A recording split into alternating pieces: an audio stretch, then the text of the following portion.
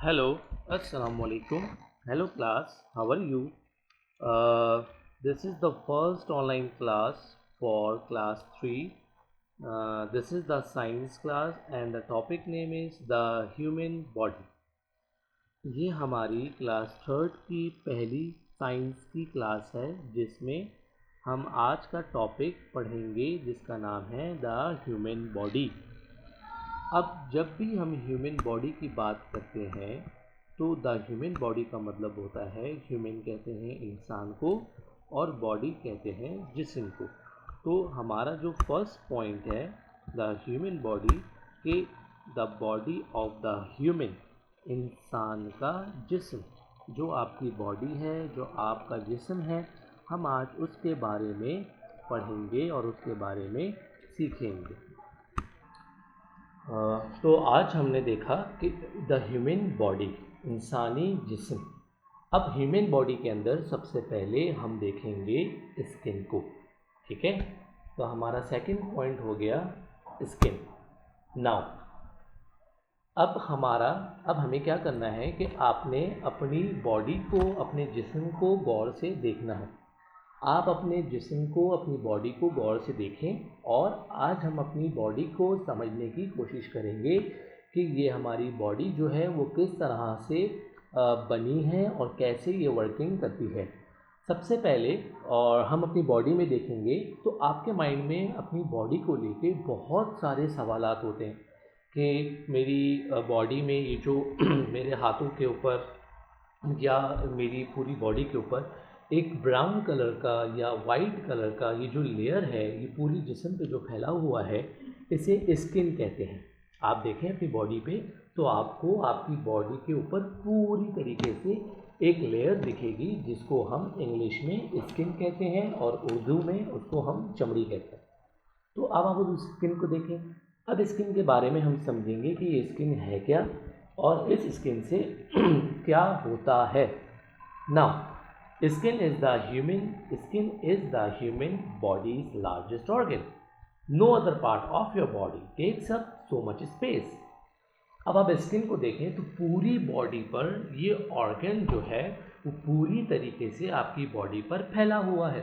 आपके हाथ हो, आपका सर हो, आपका जो है वो पाँव हो, पूरी बॉडी पे ये ऑर्गन फैला हुआ है और ये हमारी बॉडी का सबसे लार्जेस्ट ऑर्गन है। हमारी बॉडी का सबसे लार्जेस्ट ऑर्गन जो है वो स्किन है। कोई और ऑर्गन हमारी पूरी बॉडी पे जो है वो इस तरह से जो है वो फैला हुआ या ढका हुआ नहीं है। सही, आपका जो हार्ट है, जो आपका दिल है, वो आपके लेफ्ट हैंड साइड पे है चेस्ट के। आपके जो लंग्स हैं वो आपके mid of the centre of the chest है। लेकिन ये जो स्किन है ये पूरी बॉडी पे स्प्रेड हुआ हुआ है। Skin does so many different jobs, और स्किन जो है वो बहुत सारी जॉब्स जो है वो करता है। जैसे स्किन का और क्या काम होगा, स्किन क्या काम करती है, उसको हम ज़रा देखते हैं। Skin holds everything else inside your body. Skin क्या करती है कि अगर आपको कभी कोई चोट लग जाती है तो आप देखते हैं कि आपकी स्किन कट हो जाती है। स्किन के कट होने की वजह से आपको उसके अंदर से ब्लड आने लगता है। और अगर आप थोड़ा और गौर से देखें तो उसमें जो है वो गोश्त होता है और वेन्स होती हैं और उसके अंदर मज़ीद आप डीप जाओ तो उसमें आपको बोन नज़र आती है। इसकी आसान एग्जांपल अगर हम देखें तो आपने बकरा ईद पे देखा होगा कि जब भी कोई गोट या कोई काव को आप सेक्रीफाई करते हो तो उसकी स्किन उतारते हैं। तो उसकी स्किन के अंदर जो है वो काव या गोट का उसका मीट होता है, उसकी वेन्स होती हैं, उसके फैट्स होते हैं, उसकी बॉडी के ऑर्गन्स होते हैं, उसका ब्लड होता है। इतनी सारी चीज़ें जो हैं वो उसकी स्किन के अंदर होती हैं। तो जो स्किन है वो अपने अंदर इन तमाम चीज़ों को होल्ड करके रखती है, संभाल कर रखती है ताकि इसको कोई भी डैमेज ना हो। तो जो स्किन है वो अल्लाह ताला की तरफ से हमारे लिए एक बहुत बड़ा गिफ्ट है कि जो हमारी बॉडी को होल्ड करके रखती है। कुछ लोगों को ऐसी डिजीज़ होती है, ऐसी बीमारी होती है जिनकी वजह से उनकी स्किन जो है वो ऑटोमेटिकली जो है वो उतरने लगती है और उनको कोई भी बाहर का बैक्टीरिया, कोई भी डस्ट पार्टिकल उनकी स्किन के अंदर एंटर हो जाता है और बहुत सारी डिजीज़, स्किन डिजीज़ का जो है वो प्रॉब्लम हो जाता है उन्हें। तो अल्लाह ताला की तरफ से स्किन एक बहुत बड़ा गिफ्ट है कि जिसको हम कभी गौर नहीं करते। ये स्किन जो है वो एक बहुत अहम रोल जो है वो हमारी लाइफ में प्ले करती है। Now we are moving toward the second slide which is the second slide, the skin protect. अब क्या है, स्किन जो है वो प्रोटेक्ट करती है the other parts of your body from disease. जैसे मैंने बताया कि ये स्किन आपकी बॉडी के पार्ट्स को मुख्तलिफ बीमारियों से बचाती है। जैसे कि एयर के अंदर, इन्वायरमेंट के अंदर बहुत सारे बैक्टीरिया, बहुत सारे वायरसेस होते हैं जो कि आपकी बॉडी पे अटैक करते हैं, लेकिन क्योंकि स्किन जो है वो उसको अंदर एंटर नहीं होने देती तो आप जो है ऐसी बीमारियों से बच जाते हैं। अभी रिसेंटली अगर आप देखें तो जो वायरस जो है वो चला हुआ है, उसमें ये कहा जाता है कि आप अपने हाथों को बार बार वॉश करें। क्यों? क्योंकि वायरस ट्राई करता है आपकी बॉडी के अंदर एंटर होने के लिए, लेकिन आपकी स्किन उसको एंटर होने नहीं देती अनटिल एंड अनलेस कि आप किसी ऐसे पार्ट को हाथ लगाएं कि जो आपकी बॉडी के अंदर एंटर होने का सबब बने, एंटर होने का बायस बने। जैसे कि आपकी नोज़, आपका माउथ या आपके आई, इन चीज़ों से आपका वायरस जो है वो बॉडी के अंदर एंटर हो सकता है। क्यों? क्योंकि इन जगहों पर स्किन का कवर नहीं होता। इसलिए कहा जाता है कि अपने हाथों को बार बार वॉश करें ताकि वायरस जो है वो अंदर एंटर ना हो। स्किन तो आपकी बॉडी के अंदर वायरस को एंटर नहीं होने देगी क्योंकि वो पूरी तरह से उसने आपकी बॉडी को कवर किया हुआ है। हाँ, अगर आपकी बॉडी में कोई कट है, कोई चोट है, तो आपको उसको कवर करना पड़ेगा ताकि कोई बैक्टीरिया, कोई वायरस जो है वो आपकी बॉडी में एंटर ना हो सके। Then skin make sure your body kept at a right temperature. और स्किन जो है वो ये श्योर करती है, इंश्योर करती है कि आपकी बॉडी का टेम्परेचर, आपकी बॉडी का दर्जा हरारत जो है वो बिल्कुल नॉर्मल रहे, जो कि बॉडी का होना चाहिए। जैसे आपकी बॉडी को 98 डिग्री फ़ारेनहाइट का टेम्परेचर होना चाहिए। तो इस टेम्परेचर को मेंटेन करने के लिए अगर आप अपनी स्किन को गौर से देखें तो आपकी स्किन में बारीक बारीक आपको सुराख दिखेंगे। ये जो बारीक बारीक होल्स हैं, इनके अंदर से आपकी बॉडी जो है एक लिक्विड सीक्रेट करती है, एक लिक्विड को जो है वो बाहर निकालती है, जिसको हम पसीना या स्वेटिंग कहते हैं।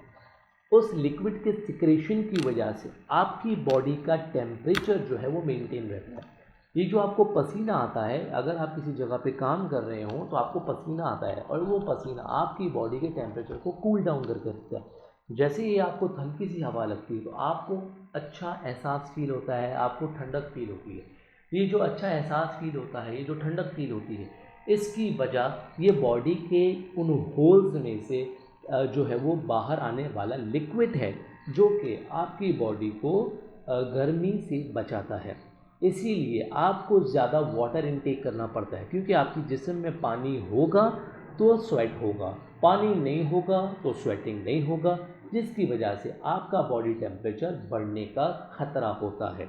अक्सर आपने सुना होगा कि ड्यूरिंग द हीट वेव्स, जब हीट वेव्स होती हैं तो कहा जाता है कि ज़्यादा वाटर इनटेक किया जाए, ज़्यादा पानी पिया जाए, ताकि आपकी बॉडी स्वेटिंग के अंदर उसको कोई कमी ना आए और आपकी बॉडी का टेम्परेचर मेंटेन रहे। ठीक है, ये स्किन का थर्ड काम था, थर्ड इसका फंक्शन था।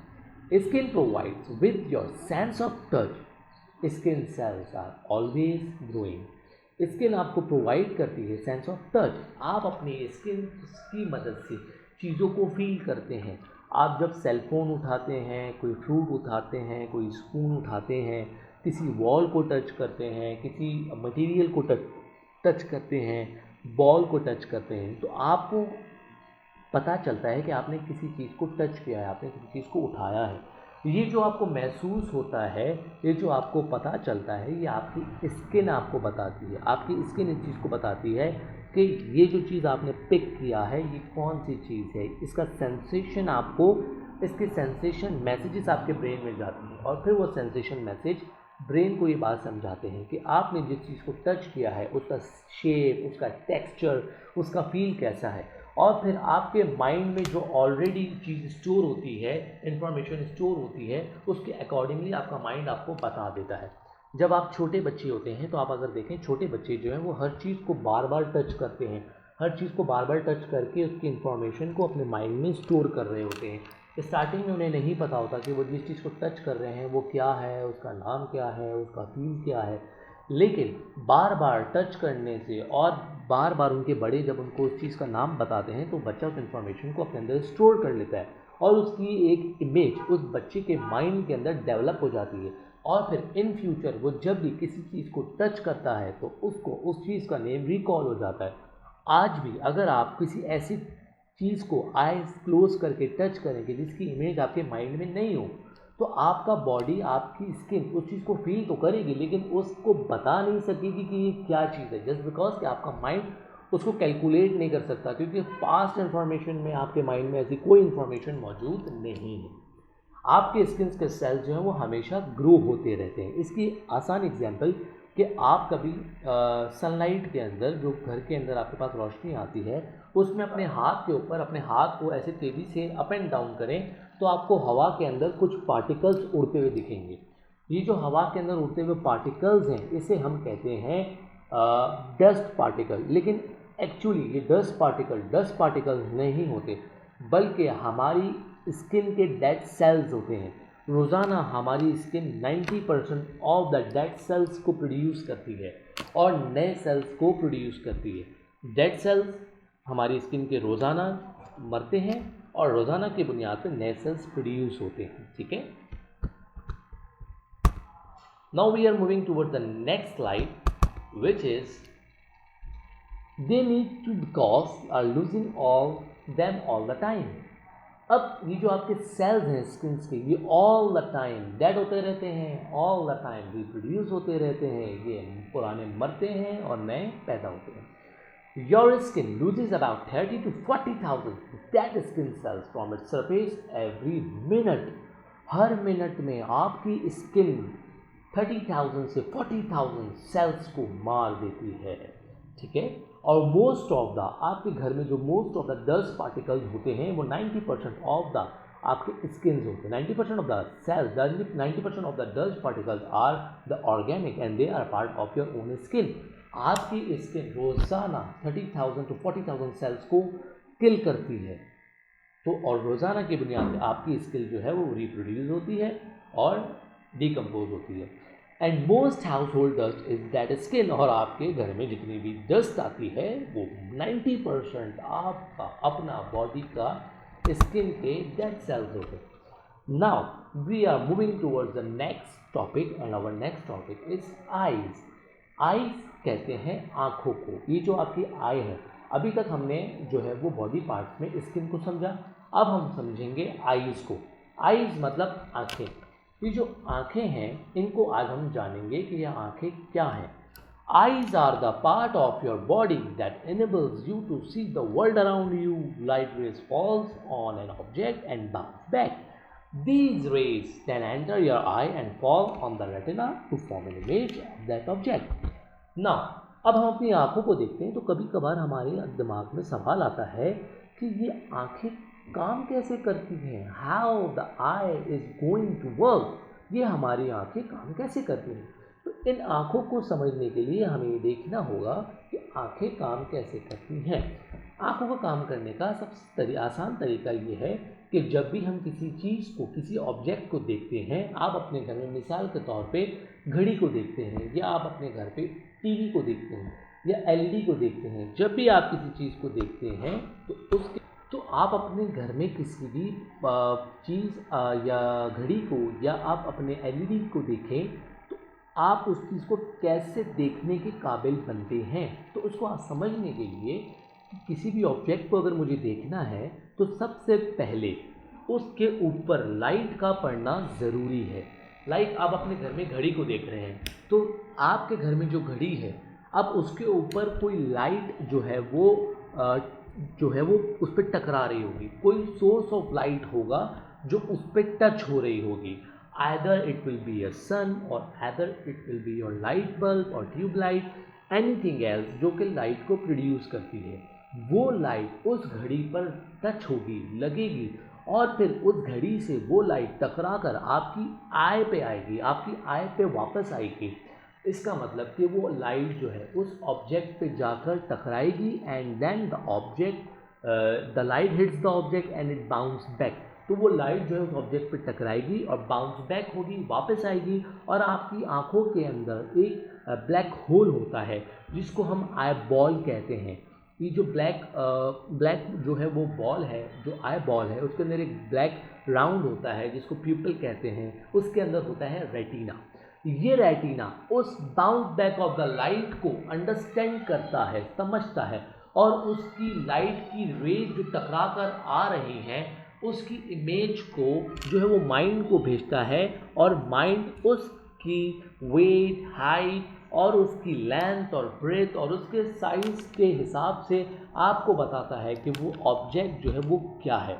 ठीक है, ये जो कैलकुलेशन है, लाइट का टकराना, ऑब्जेक्ट पे टकराना and then the light came back, bounce back, और फिर उसकी कैलकुलेशन जो है, ये चीज़ जो है वो उस लाइट के ऑब्जर्व करता है हमारा आई का रेटिना और ब्रेन को वो मैसेज भेजता है और उस मैसेज को ब्रेन रीड करता है और आइडेंटिफाई करता है कि ये ऑब्जेक्ट जो आपने देखा वो क्या था। अब यही सेम एक्टिविटी आप रात में करें, आप अपने रूम को लॉक कर दें, तमाम सोर्स ऑफ लाइट को बंद कर दें, रूम में बिल्कुल अंधेरा हो जाएगा and now you try to see the watch.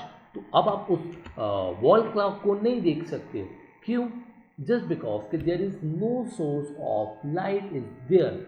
तो कोई भी सोर्स ऑफ लाइट वहाँ मौजूद नहीं है। हालांकि आपको पता है कि वॉच जो है, जो वॉल क्लॉक है, वो आपके वॉल पे उस जगह पर हैंग हुई हुई है, लेकिन आपको वो वॉच दिख नहीं रही। क्यों? आपके माइंड को इन्फॉर्मेशन नहीं आ रही। यस, आपके माइंड इन्फॉर्मेशन को कलेक्ट नहीं कर पा रहा, जस्ट बिकॉज कि कोई भी लाइट का सोर्स जो है वो वहाँ से टकरा कर वापस नहीं आ रहा। नाउ अब अपने मोबाइल के, सेलफोन के अंदर जो टॉर्च है उसको ओपन करें और फिर आप उस वॉच पे या जो वॉल क्लॉक है उस पर आप उस लाइट को लेके जाएं, तो अब आपको घड़ी जो है वो वॉल क्लॉक दिखने लगेगा। हाउ? नाउ अब ये वॉल क्लॉक क्यों दिख रहा है? जस्ट बिकॉज कि अब आपके पास सोर्स ऑफ लाइट है और वो सोर्स ऑफ लाइट उस वॉच पर, उस वॉल क्लॉक पर टकरा कर वापस बाउंस बैक हो रहा है और देन आपका माइंड जो है उसकी लेंथ, ब्रेथ, हाइट को कैलकुलेट कर पा रहा है और फिर वो आपको मैसेज दे रहा है कि ये जो चीज़ आप देख रहे हैं वो है क्या? वॉच। तो अब आपको आई का फंक्शन होप के समझ में आ गया होगा। Further, if you move on, however, when your eye sees something, it appears to be upside down. Another thing, जब भी आप किसी चीज़ को देखते हैं तो आपका माइंड हमेशा उसको उल्टा रीड करता है। What? Yes, जब भी आप किसी चीज़ को देखते हैं तो आपका माइंड हमेशा उसको उल्टा रीड करता है। अगर आप जो है कोई ट्री देखते हैं तो आपका माइंड उसको उल्टा रीड करेगा, अपसाइड डाउन रीड करेगा, मतलब आपके दिमाग में उसकी इमेज उल्टी बनेगी। आप ट्री को जो है वो अपराइट पोजीशन पे, स्ट्रेट पोजीशन पे, एरेक्ट पोजीशन पे देखेंगे, बट आपका माइंड उसको रिवर्स पोजीशन में सेव करेगा, रिवर्स पोजीशन में इंटरप्रेट करेगा। लेकिन हमें तो ये चीज़ बिल्कुल सही नज़र आती है। Yes, right. तो आपका माइंड क्या करता है? उस चीज़ को पहले उल्टा इंटरप्रेट करता है, देन उसको आपको सही करके दिखाता है। इसी वजह से जब भी आप शीशे में कोई भी ऑब्जेक्ट देखते हैं तो वो वर्चुअल होता है, वो हकीकत नहीं होता। शीशे में जो भी चीज़ आप देखते हैं वो वर्चुअल है, वो रियल नहीं है। जस्ट बिकॉज क्यों? क्योंकि अगर शीशे में कभी आप कोई भी अल्फ़ाबेट लिख कर देखें तो आपको उल्टा नजर आएगा। Yes, right. तो शीशे में जब भी आप चीज़ किसी भी लेटर को देखते हैं तो वो उल्टा नजर आता है। अगर आपने टी शर्ट में कोई चीज़ प्रिंट हुई हुई है, कोई लेटर लिखा हुआ है, तो वो शीशे में आपको उल्टा नजर आएगा, जस्ट बिकॉज कि आपका माइंड उसको रिवर्स रीड कर रहा है। लेकिन आपका माइंड तमाम इमेजेस को सही कर रहा है लेकिन उन अल्फ़ाबेट्स को सही नहीं कर पा रहा। इसलिए मिरर इमेज को हमेशा जो है वो वर्चुअल इमेज कहा जाता है, रियल इमेज नहीं कहा जाता। Now we are moving towards the ears. अब हम आते हैं आपके कानों पर। ये जो आपके ईयर्स हैं, आपके कान हैं, अब हम समझेंगे कि ये कैसे काम करते हैं। These ears are the part of your body that takes in sound and enables you to hear the world around you. They also help you to balance. ये जो आपके कान हैं, आपके हेयर, आपके एयर्स हैं, अगर आप अपने एयर्स को गौर से देखें और स्टडी करें तो आपके एयर्स बिल्कुल फनल टाइप हैं। आपके एयर्स फनल टाइप हैं। फनल क्या होता है? फनल इज एन इंस्ट्रूमेंट और is a tool which helps you to pour liquid into a bottle easily. Funnel क्या होता है? फनल एक इंस्ट्रूमेंट है, एक टूल है जो आपको हेल्प करता है कि पानी को, किसी भी लिक्विड को आप किसी बॉटल में बहुत इजीली पोर कर सकें। This is called the funnel.